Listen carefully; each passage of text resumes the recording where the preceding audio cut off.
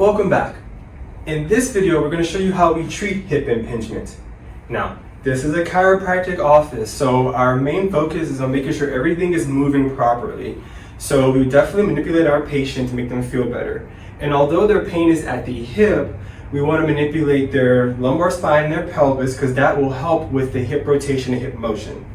In addition to that, we can also do what we call a distraction on our patient's hip. So we'll take the affected side and we'll just grab their foot and we'll just use my body weight to pull out just a little bit. If the patient is healthy and safe, we can also do a little bit of a tug on that area to help them feel better. Now, there are other things that we can do for hip impingement. Like we said, there's a degenerative changes in the hip joint happens here, so we can't change how the joint looks, but we can help the musculature around the joint relax if the patient move a little bit better and not hurt themselves. We also want to talk to the patient about what activities they're doing that are causing pain and help them modify that or pause those activities. For the muscles, we want to work on the psoas muscle first, or the hip flexors. So we'll have the patient lay on their side. And what we're going to do is we're going to find the belly of that muscle right here above the hip. We're going to put quite a bit of pressure in there. And from here, we're just going to do a stretch here. So what we're doing here is we're just stretching this muscle all the way out, but we're also just getting some traction and some grafting or some movement in this muscle here just to help break up some of that scar tissue in there.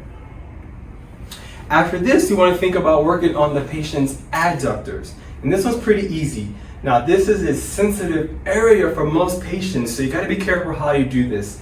So only if you trust your patient, your patient's pretty tough, you want to use dry needling here. Instead, we'll just do this one manually. So we're going to have Eric lay on his back for me here. This one we'll use our brass knuckles here because it's got a broad contact. And we'll just work on his muscles here. And we're just going to work right here from the knee as far down as we can get to near his hip. This is going to just break up this muscle here, reduce this tension here, and help him move just a little bit better so he won't keep banging his hip joint together. The last one we want to do for him is do a nice stretch on all the flexor muscles of his hip. So we're going to have him going facing down for me. We'll bend his knee. We're going to grab his hip, his knee, put our hand on his hip, and just do a good tug or distraction here. This gets all the muscles that flex the hip, helps stretch them out, and allows him to just move a little bit easier without causing increased pain. So now that you know how we'll treat in our office, in our next video we're going to show you exercise you can do at home if you or someone you know is having hip impingement syndrome. Stay tuned.